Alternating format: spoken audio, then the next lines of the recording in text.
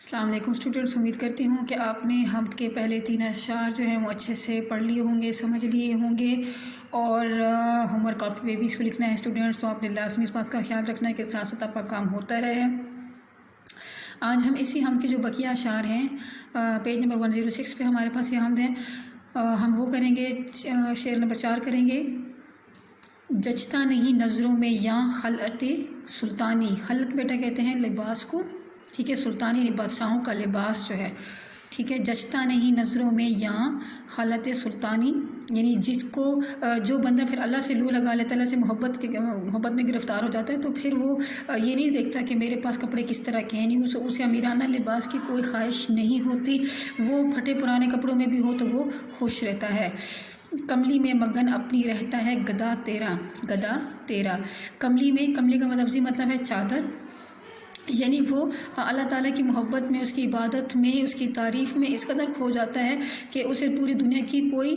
فکر نہیں ہوتی، وہ کیسا دکھتا ہے، کیسا لگ رہا ہے، اسے یہ مطلب نہیں ہوتا، بس اسے یہ چاہیے کہ وہ اپنے رب کو کس طرح سے راضی کر سکتا ہے، تو وہ صرف اسی کو سوچتا ہے۔ تو اسٹوڈنٹس اب ہم اس کی تشریح کریں گے۔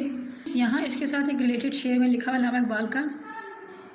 تیرے عشق کی انتہا چاہتا ہوں، تیرے عشق کی انتہا چاہتا ہوں، میری سادگی دیکھ کیا چاہتا ہوں۔ اسٹوڈنٹس ساتھ ساتھ اگر ریلیٹڈ اشعار آپ کو ملتے ہیں، جیسے میں آپ کو کچھ دے رہی ہوں، تو اسٹوڈنٹس یہ آپ ساتھ ساتھ لکھتے رہیں، تو اس سے آپ کی تشریح جو ہے نا وہ اچھی بھی لگے گی اور بہت زیادہ جاندار دکھتی ہے، اچھا تاثر اس سے پیدا ہوتا ہے۔ اسی طرح سے اسٹوڈنٹس یہاں پہ میں نے نوٹس میں بھی ایک اور شعر لکھا تھا، یہ میں آپ کو ایک پیج پہ الگ سے سارے اشعار لکھوں گی،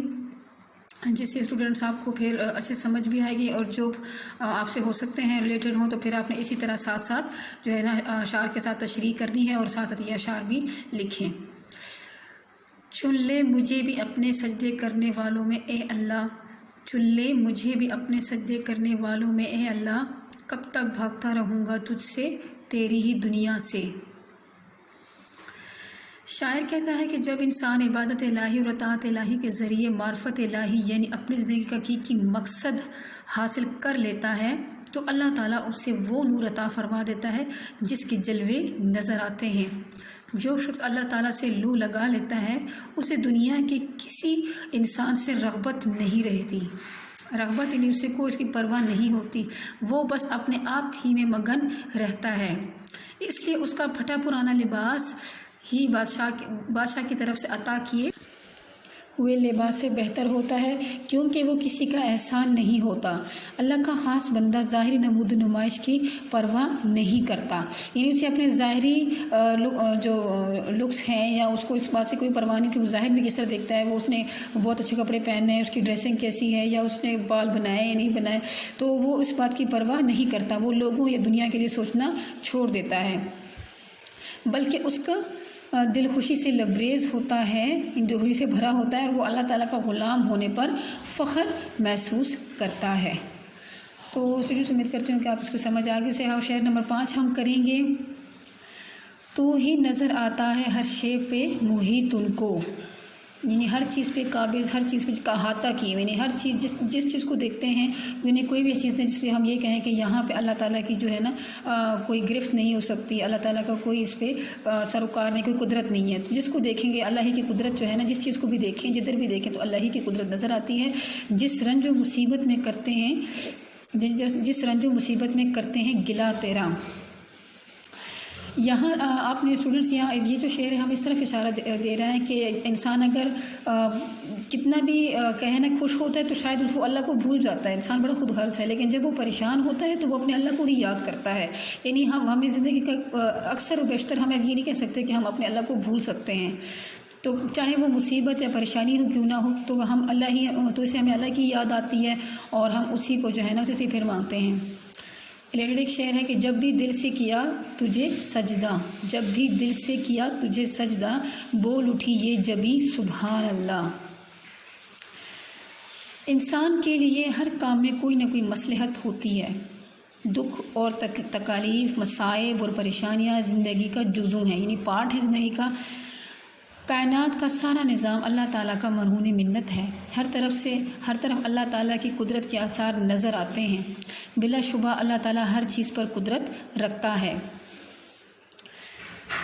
جو لوگ کسی مصیبت پریشانی یا دکھ میں مبتلا ہوتے ہیں تو اپنی اس مصیبت سے چھٹکارا پانے کے لیے بھی وہ اللہ تعالیٰ ہی کی طرف رجوع کرتے ہیں، کیونکہ ان کو اس چیز کا بھی احساس ہوتا ہے کہ اللہ تعالیٰ ہی وہ واحد ذات ہے جو ان کے دکھ کا مداوع کر سکتی ہے، یعنی ان کے دکھ کو دور کر سکتی ہے۔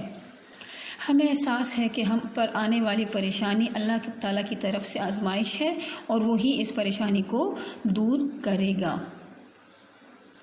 اسٹوڈنٹس، اس کے بعد ہمارے پاس جو شعر نمبر 6 ہے، آفاق میں پھیلے گی کب تک نہ مہک تیری۔ آفاق کا کیا مطلب ہوتا ہے؟ آسمان کے کنارے میں پھیلے گی کب تک نہ مہک، خوشبو کہتے ہیں، گھر گھر لیے پھرتی ہے پیغام صبا تیرا۔ صبا کس کو کہتے ہیں؟ صبا کہتے ہیں بیٹا صبح کی جو پہلی ہوا، ٹھنڈی ہوا ہوتی ہے۔ اس کے ساتھ بھی ایک ریلیٹڈ شعر ہے، ہر ایک چیز تیری ہی ہے گنگاتی، ہر ایک چیز تیری ہی ہے گنگاتی، کائنات کو نعمتوں سے سجانے والا ہے تو۔ شاعر کہتا ہے کہ اللہ تعالیٰ کو اپنی ظاہری آنکھوں سے دیکھنا انسان کے لیے ممکن نہیں ہے، کیونکہ اللہ کی ذات مادی وجود نہیں رکھتی۔ مادی وجود کیا مطلب ہوتا ہے؟ یعنی فزیکل پریزنس، کہ ہمیں فزیکل نہیں دکھتا ہو، یعنی ہم اس کو دیکھ نہیں سکتے، اس کو سن نہیں سکتے۔ اس کے باوجود یہ بات انسانی فطرت میں شامل ہے کہ اسے کسی چیز کو دیکھ کر جو خوشی اور سکون ملتا ہے وہ سنی سنائی بات پر نہیں ہوتا۔ ہر چیز اللہ تعالیٰ کی ذات کے ایک ہونے کا اقرار کرتی ہے، ہر چیز سے اللہ تعالیٰ کا جلوہ ظاہر ہوتا ہے۔ ایک دن ایسا آئے گا کہ اللہ تعالیٰ کی ذات سے ہر ایک کو شناسائی حاصل ہوگی، ہر شخص اللہ تعالیٰ کی وحدانیت پر یقین لے آئے گا۔ وحدانیت کیا مطلب اسٹوڈنٹس؟ یعنی ایک ہونا، اللہ تعالیٰ کی ایک ذات ایک ہونے پہ سبھی کو یقین آ جائے گا، جتنے بھی نان مسلمز ہیں وہ بھی اس پہ یقین کر لیں گے۔ اس کے بعد شعر ہے، ہر بول تیرا دل سے ٹکرا کے گزرتا ہے، ہر بول تیرا دل سے ٹکرا کے گزرتا ہے، کچھ رنگ بیاں حالی ہے سب سے جدا تیرا۔ اسٹوڈنٹس، آپ دیکھ رہے ہیں کہ یہاں پہ حالی، چونکہ یہ مولانا الطاف حسین حالی نے یہ ہم لکھی ہے، تو جو شاعر حضرات ہیں وہ جو مقطع ہوتا ہے تو وہ مقطع میں اپنا جو ہے نا نام ضرور لکھتے ہیں، تخلص ہوتا ہے وہ لکھتے ہیں۔ تو یہاں پہ جو اینڈنگ شعر ہے اس کا، تو اس میں اس کو مقطع بھی کہتے ہیں، تو یہاں پہ اس شعر میں شاعر نے اپنی بمقصد شاعری کا ذکر کیا ہے۔ انہوں نے سادہ انداز اور عام فہم الفاظ میں شعر گوئی کی روش اختیار کی ہے، یعنی عادت اپنائی ہے، طریقہ اپنایا ہے۔ حالی کی سادہ بیانی سب سے جدا ہے، ان کا انداز بیان نرالا ہے، اس لیے وہ کہتے ہیں کہ اے حالی، یعنی اپنے آپ سے مخاطب ہو کے کہتے ہیں، تیرا بات کرنے کا انداز سب سے الگ ہے، تیری ہر بات دوسروں کے دل پر اثر کرتی ہے، ان کے معمولی سی بات بھی دل میں گھر کر جاتی ہے،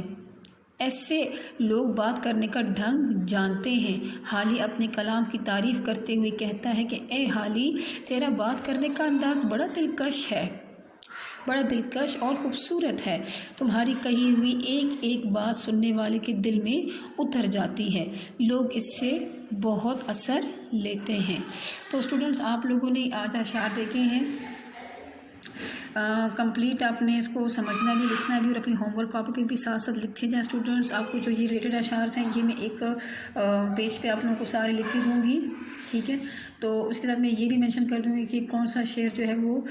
جو میں آپ کو ریلیٹڈ شعر بتا رہی ہوں وہ کس نظم کے کس شعر کے ساتھ زیادہ سوٹ کرتا ہے، تو وہ بھی مینشن کر دیتی ہوں۔ اسٹوڈنٹس، اپنا بہت خیال رکھیے گا، اللہ حافظ۔